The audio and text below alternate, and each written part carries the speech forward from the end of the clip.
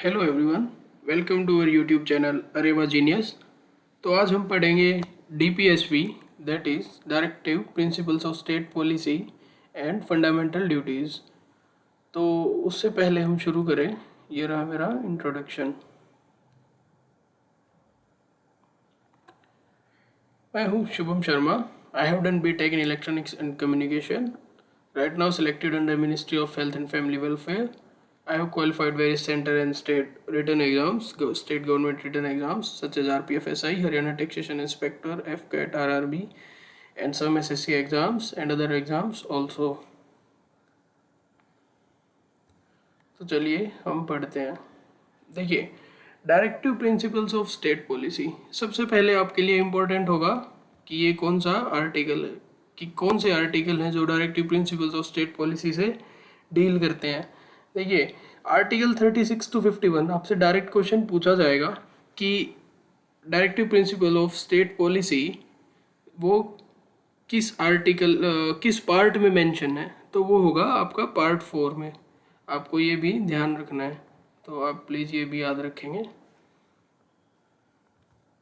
कि पार्ट 4 में हमारे डीपीएसपीज मेंशन है। देखिए, ये directive principles of state policy का मतलब क्या है, इन्हें क्यों मेंशन किया गया है। देखिए, ये प्रिंसिपल्स हैं जो हमारे कॉन्स्टिट्यूशन में मेंशन किए गए हैं, जो स्टेट्स के लिए होते हैं। और ये किस लिए दिए गए हैं, ताकि कोई भी स्टेट अगर अपनी पॉलिसी बनाता है तो वो ये ध्यान में इन प्रिंसिपल्स को ध्यान में रख के, जो डिफाइंड प्रिंसिपल्स हैं इनमें ध्यान रख के, इनको ध्यान रख के अपनी पॉलिसीज बनाए।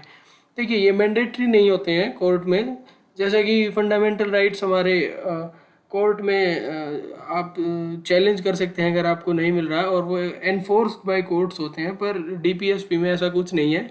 अगर आपका फंडामेंटल राइट्स का वायलेशन होता है तो वहाँ आप कोर्ट में जा सकते हैं, पर यहाँ ऐसा कुछ नहीं होगा, क्योंकि ये सिर्फ आपके लिए एक तरह से पॉलिसी बनाने का एक रास्ता, मार्गदर्शन जो कह सकते हैं, इस तरह का कुछ दिया गया है, प्रोवाइड किया गया है, द इंस्ट्रूमेंट ऑफ इंस्ट्रक्शन, जैसा कि मैंने रेड में मेंशन भी किया है। तो देखिए, इनका मेन ऑब्जेक्टिव, जैसा कि मैं बता चुका हूँ, कि पॉलिसी बनाते हैं welfare state, to make welfare state बनाने के लिए डीपीएसपी को हमारे कॉन्स्टिट्यूशन में दिया गया है, और ये सेट ऑफ इंस्ट्रक्शंस है। देखिए, उसके बाद से जो इम्पोर्टेंट आर्टिकल इसमें पूछा जाएगा वो है आर्टिकल 36। देखिए, हम इम्पोर्टेंट आर्टिकल्स ही पढ़ेंगे, हम सभी के सभी 36 to 51 आर्टिकल्स नहीं पढ़ेंगे, क्योंकि सभी एग्जाम में नहीं पूछे जाते हैं।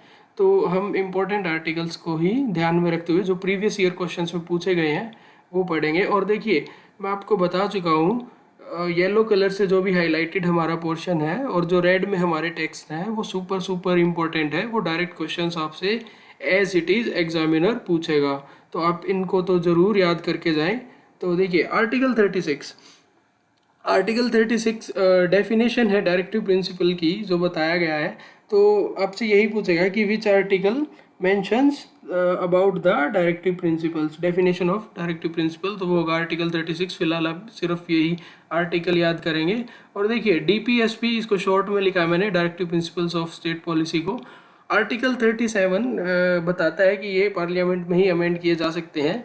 और आर्टिकल 38 हमारा बताता है कि duty of state to promote welfare of people socially, economically और politically and to minimize inequality of income. तो मतलब ये कह रहा है कि वेलफेयर ऑफ पीपल ही इसका अल्टीमेट टारगेट है, और ये सोशली यानी सामाजिक रूप से, इकोनॉमिकली यानी आर्थिक रूप से, एंड पॉलिटिकली हमारा जो है मिनिमाइज करे इनइक्वालिटी, जो असमानता है ऑफ इनकम, आय की। ठीक है, तो आप ये भी इसका एक मेन एम है। तो देखिए, उसके बाद article 39, equal pay for equal work for both man and women. देखिए, अगर आपने एक जैसा ही काम किया है और तो इस बेस पे भेदभाव नहीं होना चाहिए, डिस्क्रिमिनेशन नहीं होना चाहिए कि आप मैन हैं और आप वीमेन हैं तो आपको कम पैसे मिलेंगे और मेल को ज़्यादा मिलेंगे, ऐसा कुछ नहीं होगा। आपको इक्वल ही पे करना पड़ेगा for set of equal work. उसके बाद देखिए, आपके लिए सुपर इम्पोर्टेंट आर्टिकल है, एज इट इज़ पूछा जाएगा, article 40, organisation of village panchayat. और ये किस शेड्यूल में मेंशन है, आप ये मुझे कमेंट में बताएंगे किस शेड्यूल में विलेज पंचायत की रिस्पॉन्सिबिलिटीज़ एंड पावर्स मेंशन है। ये मैं आपको बता चुका हूँ, तो आप मुझे ये प्लीज़ बताएंगे। उसके बाद है article 41 right to get work. देखिए राइट टू गेट वर्क का मतलब ये है कि अगर मान लीजिए कुछ ऐसी सिचुएशन है जहाँ अनएम्प्लॉयमेंट बहुत ज़्यादा है या कुछ है, तो सरकार मदद करेगी उस युवक को या उस व्यक्ति को टू गेट एम्प्लॉयड, उसको रोज़गार दिलाने के लिए। उसके बाद आएगा आर्टिकल 44। देखिए सुपर सुपर इम्पोर्टेंट आर्टिकल 44 है यूनिफॉर्म सिविल कोड, सबके लिए समान होगा, कोई धर्म कोई जाति इस तरीके से इसमें कोई भेदभाव नहीं किया जाएगा। अगर कोई भी पॉलिसी अगर हम लेकर आ रहे हैं तो ऐसा नहीं होगा कि हिंदू मुस्लिम और इनके लिए सब कुछ अलग होगा, ऐसा नहीं होगा, सभी बराबर हैं। तो देखिए first state to implement uniform civil code, ये आपसे डायरेक्ट पूछा जाता है क्वेश्चन और ये पूछा भी गया है, तो वो है गोवा। गोवा है वो पहला राज्य जिसने यूनिफॉर्म सिविल कोड सबसे पहले इम्प्लीमेंट यानी लागू किया। आर्टिकल 45 देखिए free and compulsory education 6 to 14 year.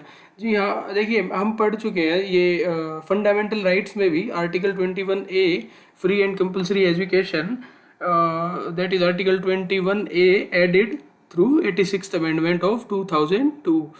पर देखिए ये डीपीएसपी में भी मेंशन है, वहाँ वो मौलिक अधिकार है, यहाँ पे ये डीपीएसपी में भी मेंशन है। उसके बाद है article 46 economic and educational development of एससीज and STs and other backward classes.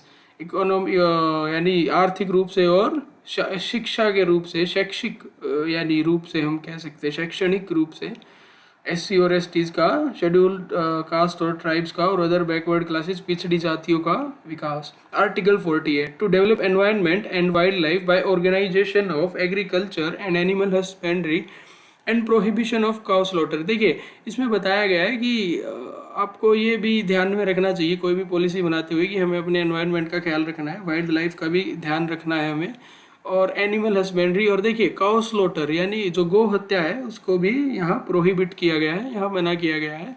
और भी मतलब जानवर हैं, मतलब वाइल्ड लाइफ का ख्याल में जानवर भी आते हैं और एनिमल हस्बेंड्री में भी, वाइल्ड लाइफ में सॉरी एनिमल हस्बेंड्री में भी जानवर आते हैं। और काउ स्लॉटर भी स्पेशली मेंशन किया गया है। और बछड़े जैसे गाय है, गाय का बछड़ा है, इस तरीके से मेंशन किए गए हैं, तो इनकी हत्या भी साफ साफ मना की गई है। Article 49 protection of historic and national monuments, यानी जो हमारे ऐतिहासिक और नेशनल मोनूमेंट्स हैं, नेशनल मोनूमेंट्स जैसे हमारे इंडिया गेट, लाल किला, इस तरीके से इनको भी हमें प्रोटेक्शन को मतलब बचा के रखना है, ये भी हमें ध्यान रखना है, इनकी प्रोटेक्शन को भी इंश्योर करना है। Article 50 separation of judiciary and executive. Judiciary का मतलब न्यायपालिका और एग्जीक्यूटिव यानी कार्यपालिका, इनको हमारे यहाँ अलग अलग किया गया है। आर्टिकल 51 है to promote international peace and security. देखिए इंटरनेशनल पीस एंड सिक्योरिटी का भी हमें ध्यान रखना है, यानी कोई भी इंटरनल या फिर एक्सटर्नल डिस्टर्बेंस ना क्रिएट हो, हमें इस तरीके से पॉलिसी बनाकर चलना चाहिए।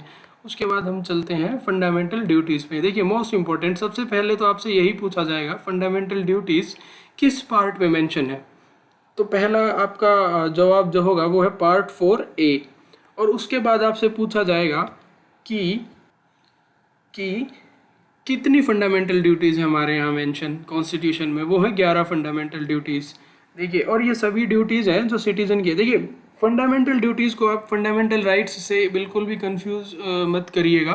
फंडामेंटल राइट्स मैं आपको बता चुका हूँ, वो हमारे मौलिक अधिकार हैं और ये वो एनफोर्स्ड बाय कोर्ट, मतलब कोर्ट में हम कोर्ट के थ्रू हम उनको एनफोर्स करा सकते हैं, जबकि फंडामेंटल ड्यूटीज़ में ऐसा कुछ नहीं होगा। अगर इनका वायलेशन होगा तो ऐसा कुछ नहीं है। और फंडामेंटल ड्यूटीज़ देखिए ये जो फंडामेंटल राइट्स हैं वो हर एक सिटीज़न के इंडिविजुअल लेवल पर भी हैं, पर ये फंडामेंटल ड्यूटीज़ हमारे सामूहिक, इंडिविजुअल तो है ही है, सामूहिक लेवल पर भी हमारे फंडामेंटल ड्यूटीज़ एक तरह से लागू हैं।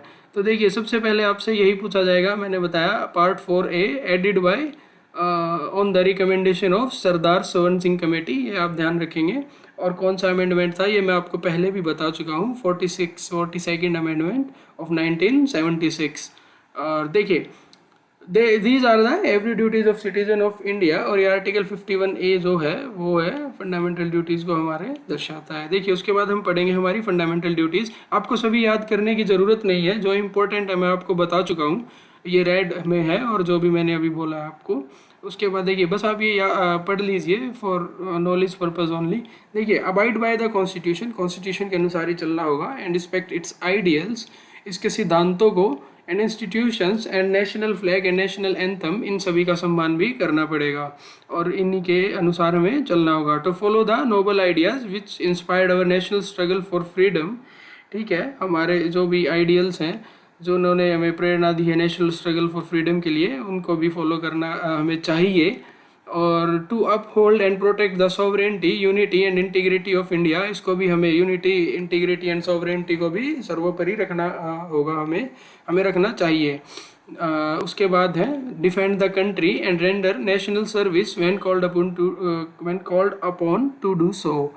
देखिए हमारे मतलब वही डिफेंड करिए देश को, और जब भी ज़रूरत पड़े तो नेशनल सर्विस के लिए आपको सदैव तैयार रहना चाहिए। फिर है प्रमोट हारमोनी, भाईचारा, पीस, स्पिरिट ऑफ